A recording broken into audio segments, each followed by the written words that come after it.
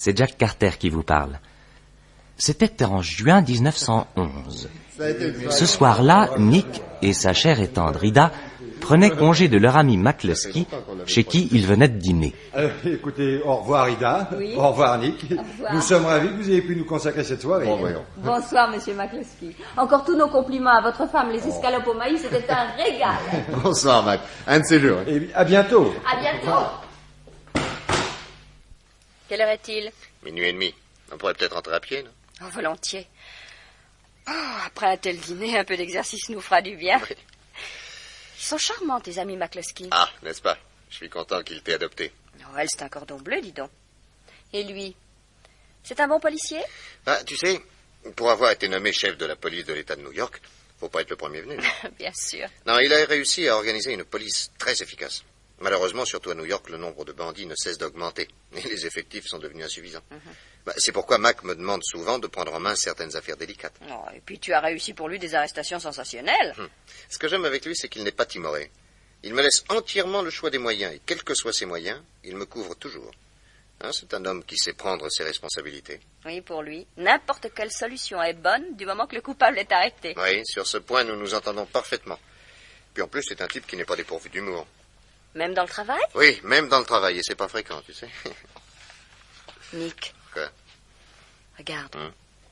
Il y a 3 types qui nous suivent. Oh, et après, ils ont probablement dîné en ville, ils rentrent du même côté que nous, quoi. C'est bien leur droit, non? Écoute, ils me font pas bonne impression. Oh. Je leur trouve même une sale tête. Qu'est-ce que tu veux qu'ils nous fassent? Ah bah, qu'ils nous sautent dessus, parbleu. Bah, des noctambules attardés et dévalisés. Tu lis ça tous les matins dans les journaux. Ouais, mais t'inquiète pas, va, j'ai de quoi leur répondre. Oh, quand même. Oh, Nick. Quoi encore? Ils se rapprochent. Ah. Il n'y a pas un policeman à l'horizon. Mais dans la journée, il y en a partout. C'est la nuit qui serait utile. Nick, écoute. Ils pressent le pas pour nous rattraper. Ne te retourne pas. Nick, j'ai peur. Pardon, monsieur, je vois que vous fumez le cigare. Vous ne voudriez pas me donner un peu de feu? Non, laissez-nous tranquilles. Quoi? Ben, du feu, ça se refuse pas. Éloignez-vous, je vous casse ma canne sur le dos. Qu'est-ce que c'est? Oh, Nick! Nick, prends garde, ils vont t'assommer! Au secours! Ah, dis donc la môme, tu veux la fermer, non? Allez, donne ton flingue, et plus vite que ça! Voleur! Lâche! Ça! Il a son compte. Allez, fauchez lui son portefeuille et filons. Au voleur! Au voleur!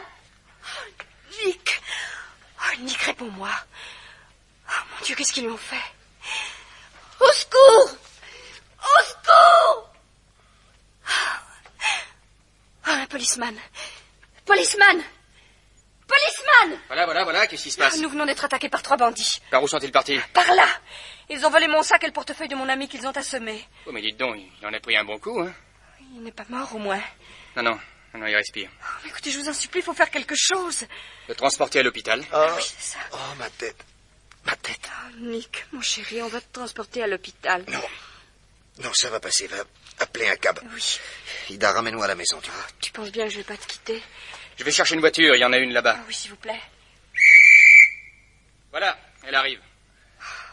Nick, dis mon pauvre Nick, tu penses pouvoir te mettre debout? Oui. Non, enfin, si vous m'aidez. Attendez, ma petite dame. Oui. Poussez-vous. Allez. Oh 10. Merci. Oh là. Oh, c'est ma tête qui fait mal. Ils m'ont tapé sur la tête avec une matraque. Ah, voilà le cab.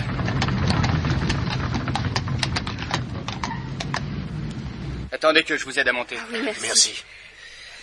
Madison Avenue, numéro 24. Merci, policeman. De rien, je vous aurais bien accompagné, mais je n'ai pas le droit de quitter mon district. Oh, ça ira, merci.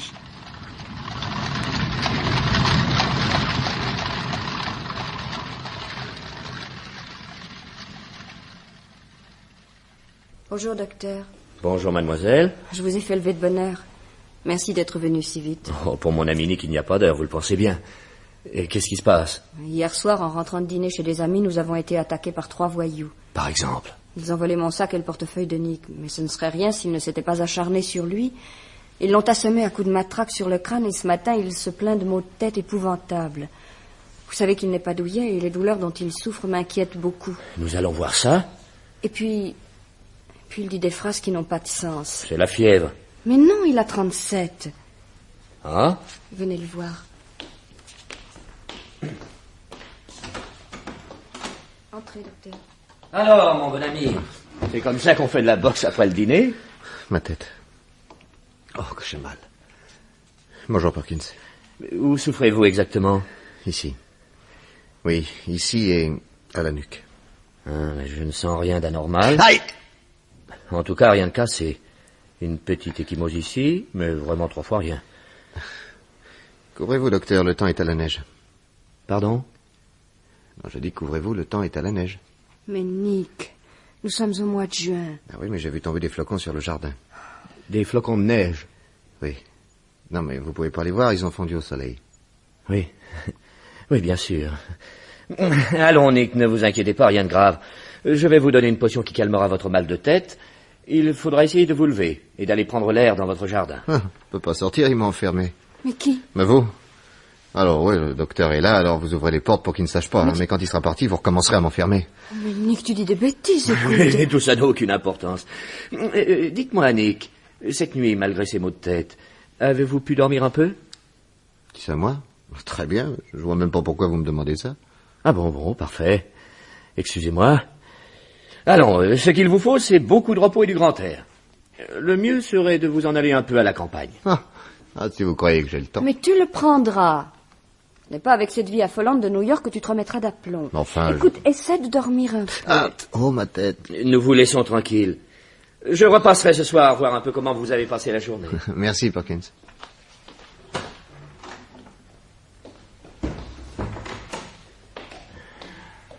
Alors, docteur, qu'est-ce que vous en pensez?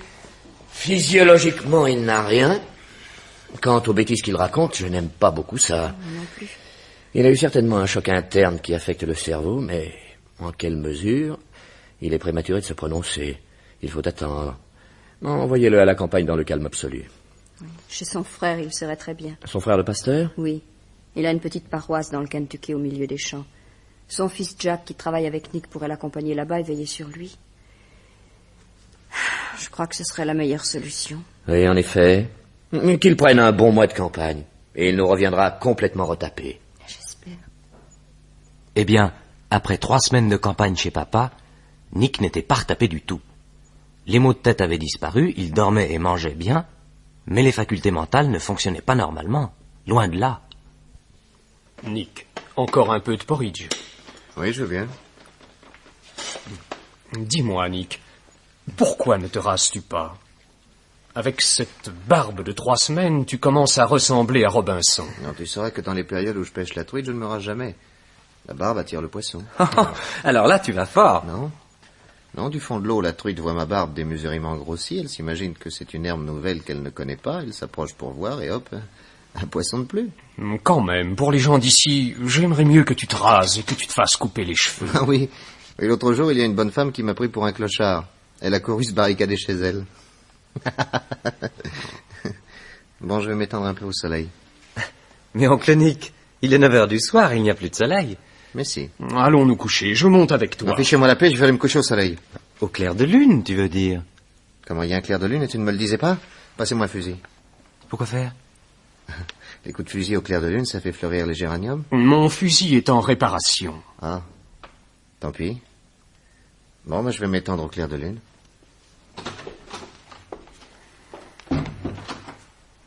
Pauvre oncle Nick. C'est terrible de le voir comme ça. Chacun porte sa croix. Heureusement qu'il n'est pas dangereux. Oh, il le deviendrait vite si on le contrariait. Hier, il voulait plonger tout habillé dans la rivière. J'ai essayé de l'en empêcher, nous avons failli nous battre. Heureusement, un rouge-gorge est venu se poser sur un buisson. Nick s'est amusé à observer l'oiseau et il n'a plus pensé à se baigner. Et quoi faire pour le guérir? Quoi? Lui qui avait une si vive intelligence. Il faut beaucoup prier pour lui. Allons, je monte me coucher. Tu as entendu? Qu'est-ce que c'est? Quelqu'un est entré dans le temple et sonne les cloches. C'est le tocsin? Mais non, on m'aurait prévenu. Allons voir. L'oncle Nick n'est pas sur la pelouse. Et la porte du temple est ouverte. Veux-tu parier que... Nick! Nick! Veux-tu lâcher cette corde, Nick? Mais qu'est-ce qui te prend? C'est l'heure de l'office, je veux prêcher. Je veux dire aux gens qu'il est temps de se repentir. Tu leur diras ça demain, à cette heure-ci, ils dorment. Allons, viens. Bon.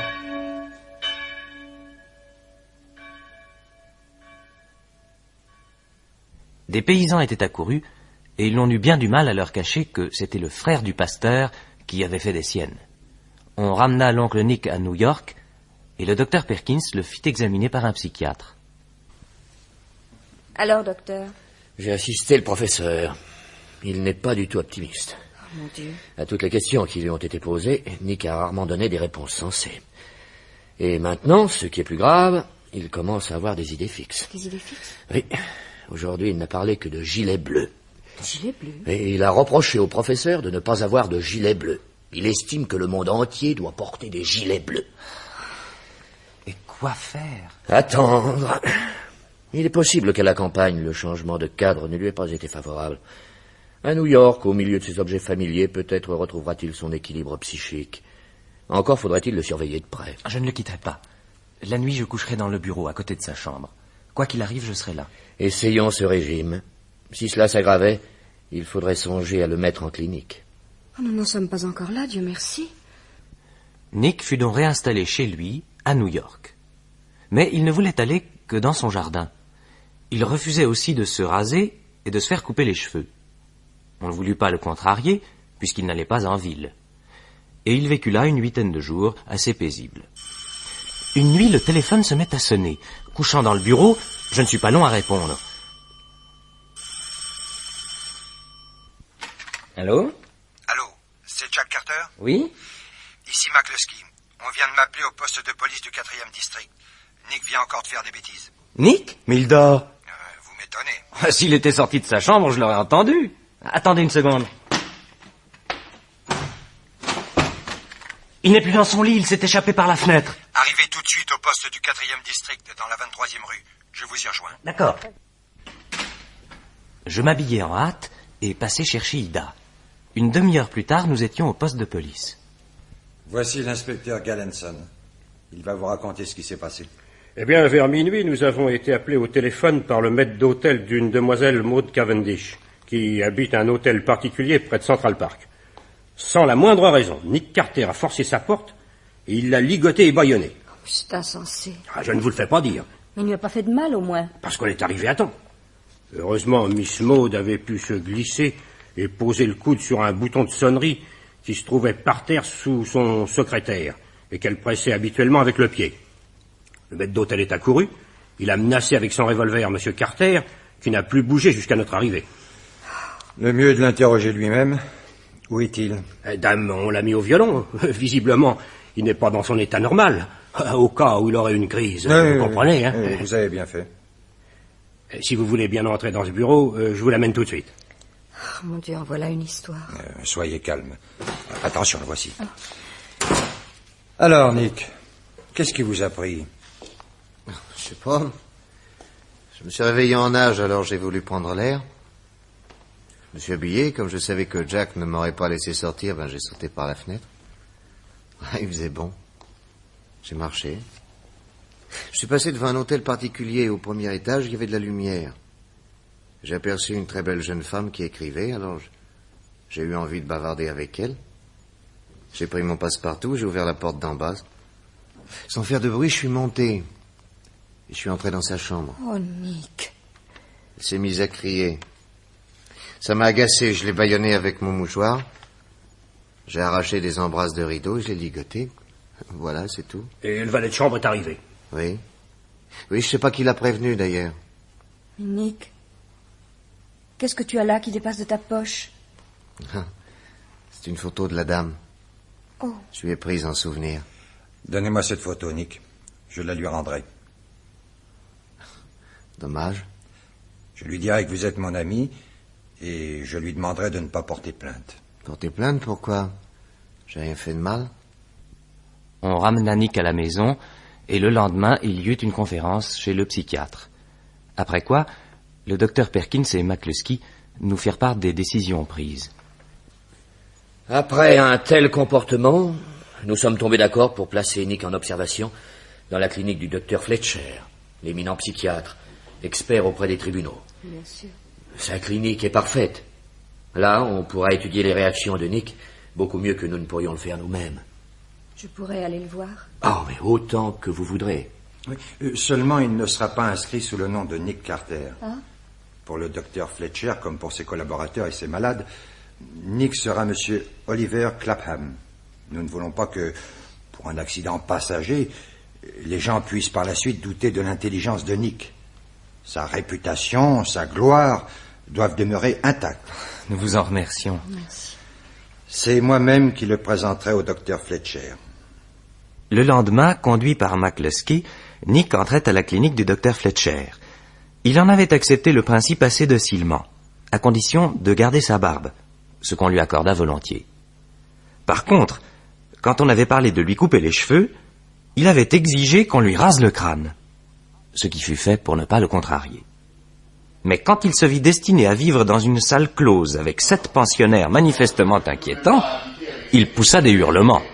La gentillesse du docteur Fletcher réussit enfin à le calmer. Allons, monsieur Clapham.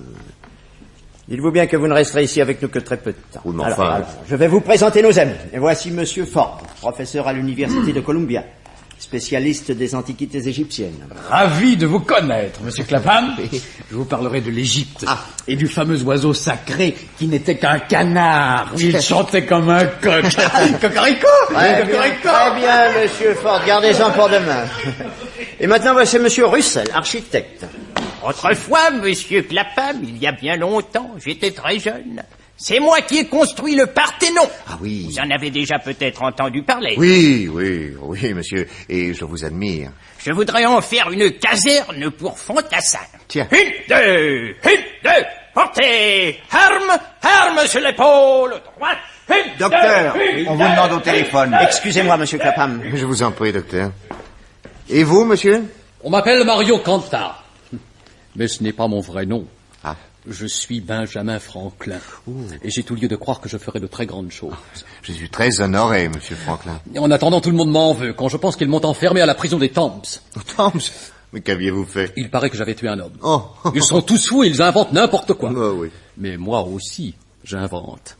D'ici quelques années, j'inventerai une chose qui fera du bruit. Le paratonnerre. Je libérerai aussi les États-Unis.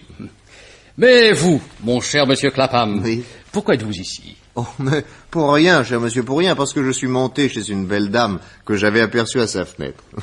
Roméo, lui, aurait grimpé par une échelle de soie, mais moi, j'ai estimé que l'escalier était plus commode. Quand elle m'a vu entrer dans sa chambre, elle a poussé des cris. Les femmes ne comprennent rien à l'amour. Oui, c'est ce que je lui ai expliqué, après l'avoir attaché avec des embrasses de rideau. Mais...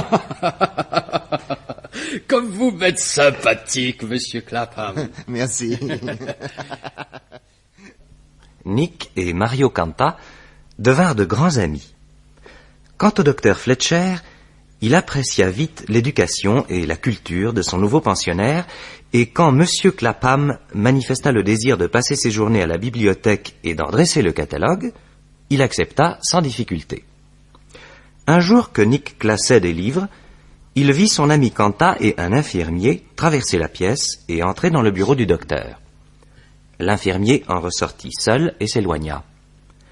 L'habitude de la curiosité, contractée par 20 ans de métier, poussa instinctivement Nick à entr'ouvrir la porte capitanée et à coller son oreille à la seconde porte.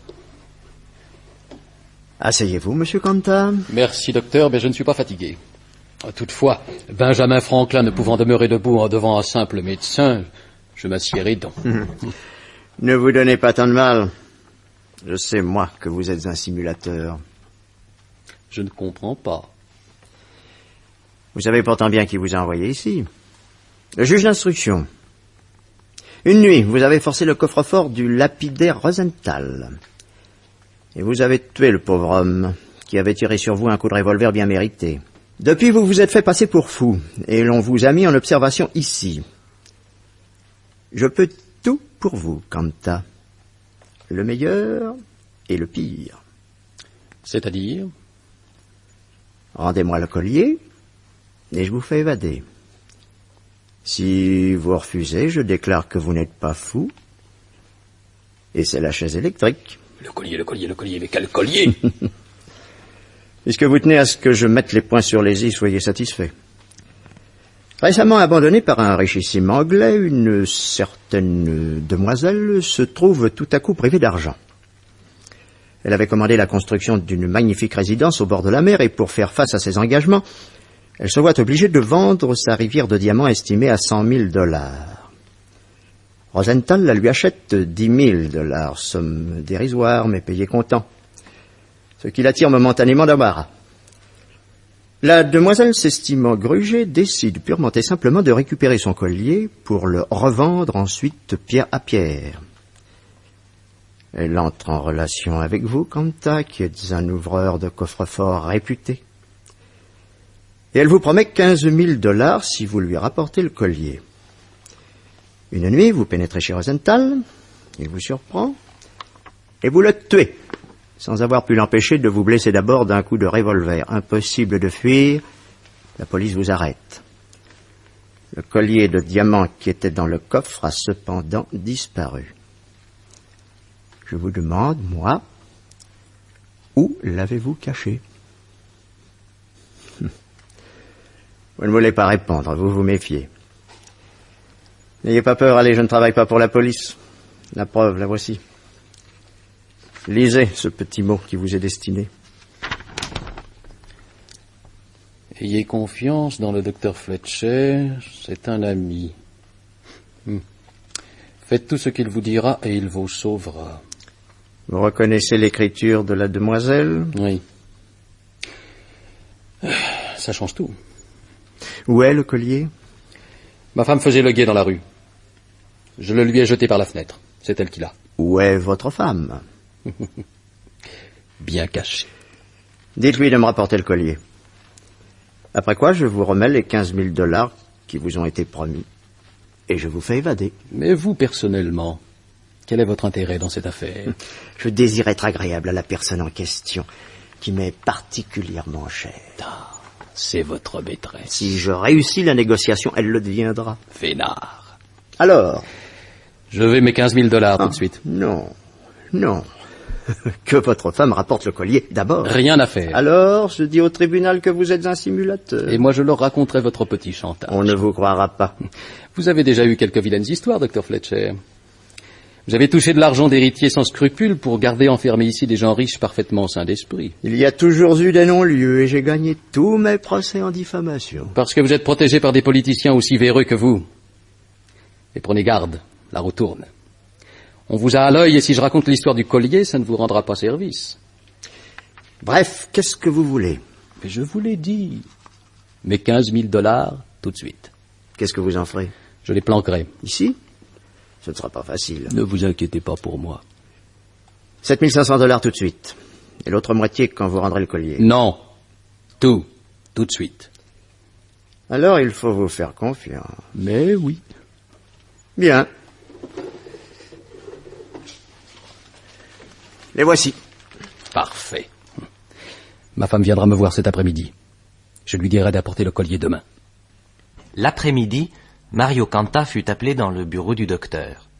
En voyant sa femme, il demanda qu'on la laissât seule avec lui. Nick, qui était dans la bibliothèque, essaya d'entendre ce que disait le mari, mais impossible, il parlait trop bas. Par contre, le lendemain, quand revint la femme, Nick ne perdit pas un mot de l'entretien. Asseyez-vous tous les deux. Alors, Madame Kanta, vous m'apportez l'objet? Oui, docteur. Tenez. Je l'ai enveloppé dans un journal. J'ai pensé que ce serait plus prudent. Vous avez bien fait. Mais vous l'avez cassé. Il n'y en a que la moitié. Oui. Qu'est-ce que ça signifie? Ça signifie qu'en voilà déjà pour $50,000. Et que vous aurez l'autre moitié quand je serai dehors. Mais moi, vos $15,000, je vous les ai versés intégralement. Mais ça n'empêche pas que je tiens à garantir ma liberté. Vous n'avez pas confiance? Mon Dieu, au dernier moment, vous pourriez peut-être hésiter à laisser évader un assassin qui vous a été confié par la justice. Je préfère qu'il reste $50,000 au bout. Vous ne tenez pas vos engagements. Faites-moi évader, je vous enverrai la deuxième moitié du collier par paquet poste. Par paquet poste? Recommandé. S'il se perdait, je ne vois pas très bien le recours que nous pourrions avoir. Non, je préférerais aller le prendre moi-même à un endroit convenu. Non. La poste, c'est ce qu'il y a de plus sûr pour moi. Soit. Mon évasion est pour cette nuit, n'est-ce pas? D'accord. Je dirai à l'infirmier qu'il vous ramène ici, ce soir, à 6 heures. Je vous expliquerai ce que j'ai arrangé, ce qu'il vous restera à faire. Entendu. Stella, tu peux t'en aller. Au revoir, docteur. Au revoir, madame. Au revoir, Mario. À cette nuit. Surtout en sortant, assure-toi bien que personne ne te suit. Ne t'inquiète pas, j'ai l'œil. Bien.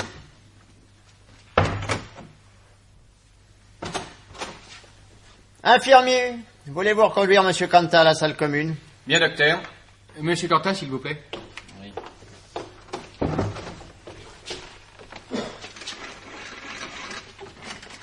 Allô? Allô, mademoiselle, voulez-vous me donner le 848-74, je vous prie? Allô? Allô, c'est vous? Oui, elle vient de partir. Elle m'en a rendu que la moitié et il m'a juré de m'envoyer l'autre par la poste après son évasion. Mais je vous dis tout de suite que je n'ai aucune confiance en lui. Une fois dehors, il ne nous enverra rien du tout. D'autre part, chérie, si je laissais échapper un prix de justice qui m'a été confié par les autorités, cela me causerait un tort considérable. Non, il ne sortira pas d'ici, il n'en est pas question. Écoutez, nous en avons déjà récupéré pour $50,000, plus les 10 000 que vous avez touchés de Rosenthal. Ça vous fait tout de même $60,000, l'opération n'est pas mauvaise. Comment? Ah, les 15 000 que j'ai donnés à Kanta. Ne vous inquiétez pas. Avant 1 heure, ils seront revenus rejoindre la moitié du collier dans mon tiroir de bureau.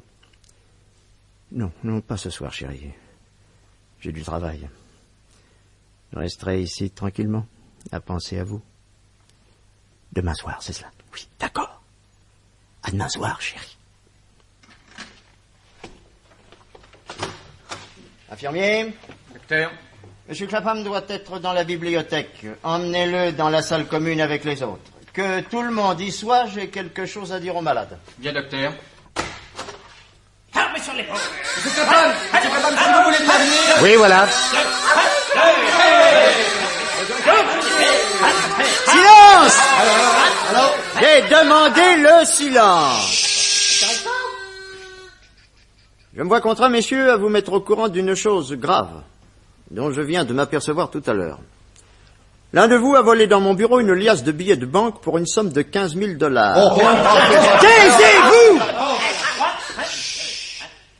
Je me vois donc contraint, bien que je répugne à un tel procédé, à prier messieurs les infirmiers de vous fouiller tous sans exception. Ne me touchez pas! Ne me touchez pas! Pourquoi, monsieur Kanta, vous défendez-vous avec tant d'énergie? Tu le sais bien, crapule! Je ne trouve rien sur lui. Et ses chaussons? Regardez donc un peu dans ses chaussons. Laissez-moi, je vous dis, laissez-moi, allez vous me laissez, tas de brutes. Voilà l'argent, docteur. Les billets étaient dans ses chaussons. C'est votre patron qui me les avait donnés, espèce de veau! Bandit! Brute! Salaud! Canard! Camisole de force, vite! Et dans une cellule capitonnée! Non mais je ne supporterai pas davantage! Assez! Non mais vous me chatouillez, vous arrêter! 2 heures plus tard, Kanta réapparut dans la salle commune. Il avait les mains libres et semblait complètement dompté. Mon pauvre monsieur Franklin, ils ont été durs avec vous. Dites-vous bien une fois pour toutes, monsieur Clapham, que le docteur Fletcher est une abominable crapule. Oui. Mais s'il vous avait donné cet argent, je vois pas pourquoi il vous l'a pris. Parce que c'est une ordure. Si vous voulez, je peux très bien le tuer. Quoi? Qu'est-ce que vous dites? Si ça vous rend service, je lui fais son affaire en moins de 2. Vous feriez ça? Oh, entre amis, il faut bien s'aider. Vous savez ce qu'on devrait faire? On devrait s'évader ensemble. Alors là, d'accord. Bon. Si vous voulez, moi tout à l'heure, je m'arrangerai pour garder la clé de la bibliothèque. C'est par là qu'on peut entrer dans le bureau cette nuit. Pendant que vous fauchez l'argent dans le tiroir, moi je pénètre dans la chambre du docteur. Et avant qu'il ait le temps de se réveiller, vous l'étranglez. Oui. Et je lui prends ses clés. Il y a une sortie particulière, au fond d'un couloir. Une petite porte qui donne sur la rue. C'est par là qu'il entre et qu'il sort. On lui prendra aussi ses vêtements. Oui, ça, ce sera facile. Mais le dur, ce sera pour sortir du dortoir. Écoutez-moi bien. Vers 1 heure du matin, à mon signe, vous vous levez doucement. Oui. Je m'approche de l'infirmier de garde, je l'assomme, je lui prends ses clés, et tous les deux, on file droit sur la bibliothèque. Et s'il y a un malade qui se réveille et qui risque de donner l'alarme, vous lui rentrez dans le chou, hein? Comptez sur moi. Et la nuit suivante, tout se déroula comme prévu. Clapham, Oui. tu es prêt? Oui. Je m'occupe de l'infirmier. Bien.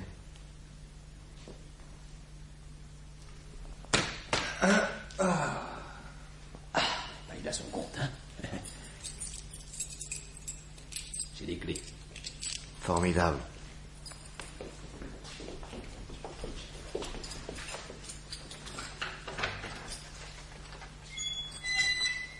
Oh, doucement, doucement.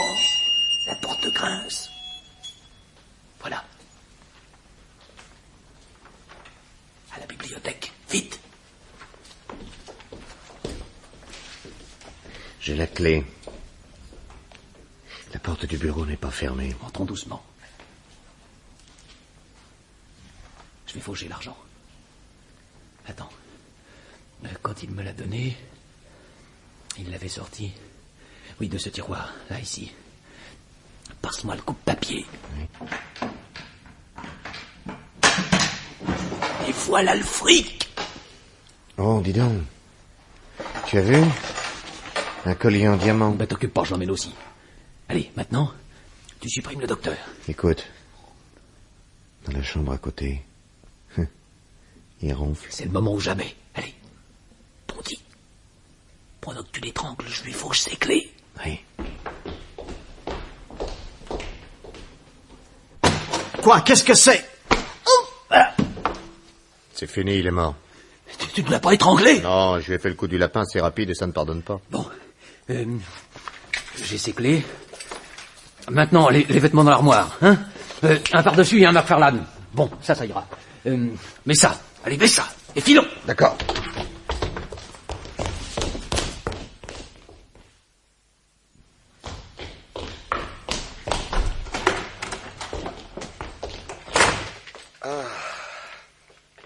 La rue. Ça fait plaisir. Ah, tu parles. Allez. Au revoir, mon vieux. Quoi?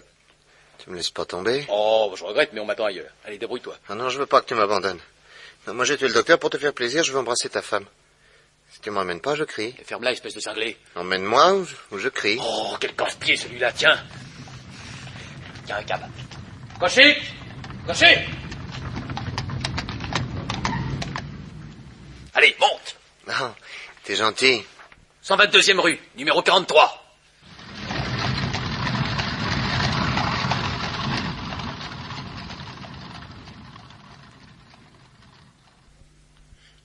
Pendant ce temps-là, revenu à lui, l'infirmier avait donné l'alarme. Avec un camarade, ils entrèrent dans la chambre du docteur, et en voyant le corps, ils comprirent ce qui s'était passé. Ils se précipitèrent au dehors, et un flâneur leur confirma qu'effectivement, 2 hommes bizarres venaient de monter dans le fiacre qui s'éloignait là-bas. Une voiture, tout de suite. En voilà une. Cocher! Hé, cocher! Tiens, voilà des policemen. Qu'est-ce qui se passe? 2 fous qui sont échappés. Il y en a un très dangereux qui est sous mandat de justice. Montez avec nous. Vite, cocher! Tâchez de rattraper le câble qui file là-bas.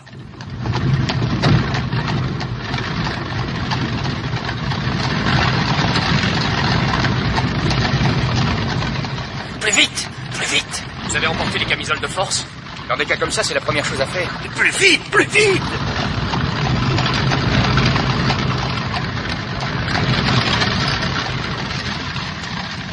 Hé, regardez. Le cap s'est arrêté et les 2 types sont entrés dans une maison. Allez donc savoir laquelle maintenant. Le fiacre fait demi-tour, il revient vers nous. Cocher, arrêtez!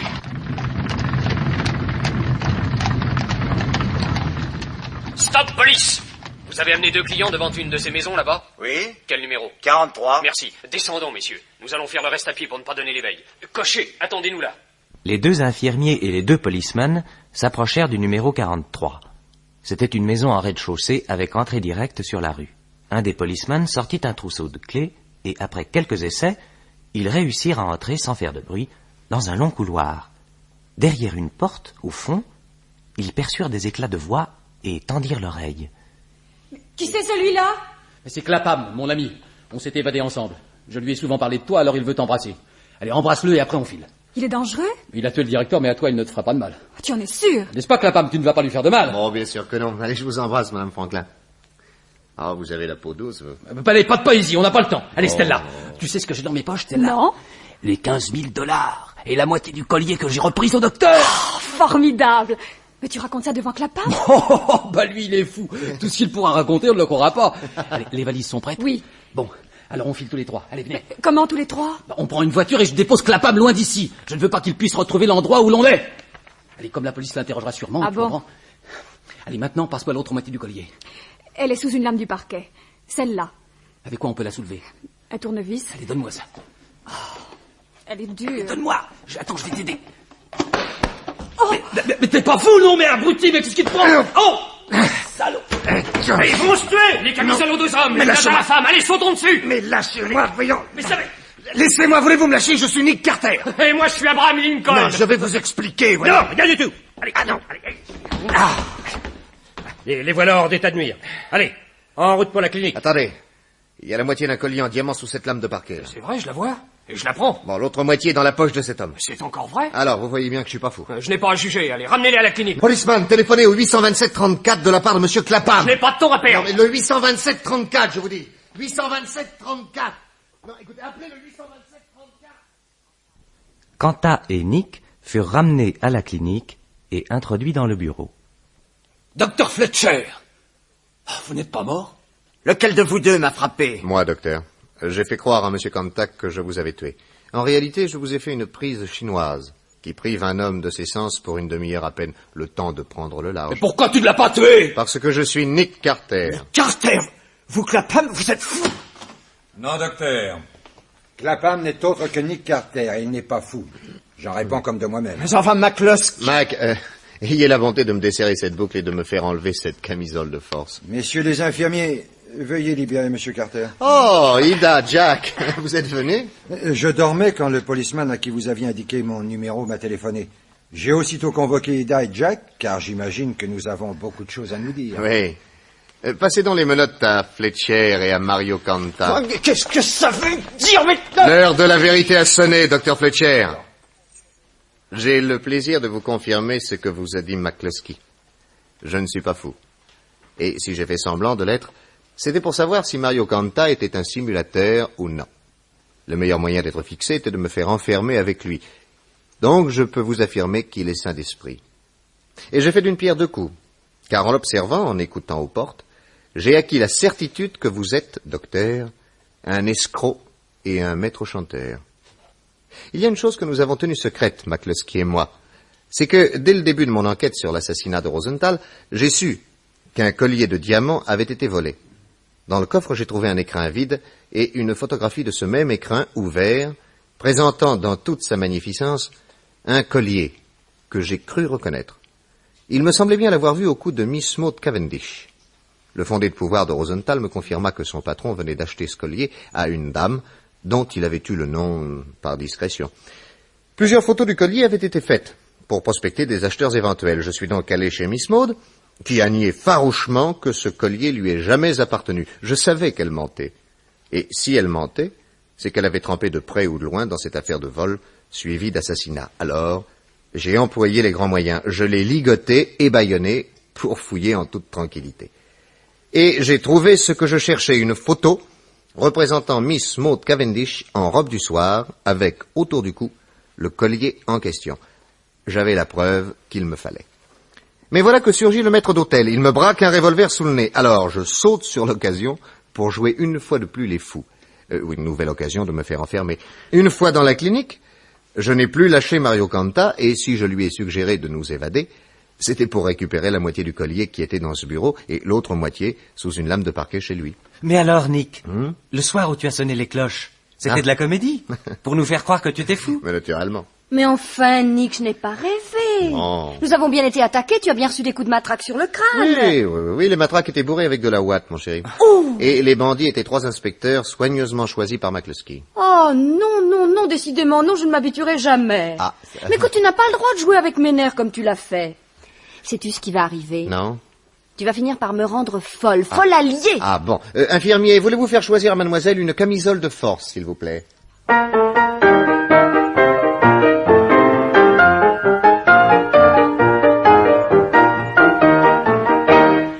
Dans la série Les exploits de Nick Carter, le détective américain, vous venez d'entendre Maison de fous. Texte de Jean Marcillac, C'est une production de Maurice Renaud. Chef opérateur du son, René Cambien. Bruitage, Géo Valery. Assistant, Victor Clevet. Réalisateur, Gilbert Cazeneuve. Avec dans le rôle de Nick Carter, Michel Gatineau. Ida, Jacqueline Rivière. McCluskey, Robert Lebéal. Mario Canta, Gilbert Hédard. Stella Canta, Monique Morisi. Dr Perkins, Alain Mottet. Dr Fletcher, André Burgère. Avec Jacques Lalande, Jacques Lassalle, Jean Bourgogne, Pierre Lafont, Jacques Aveline, Pierre Ferval, et dans le rôle de Jack Carter le récitant, Roger Bray.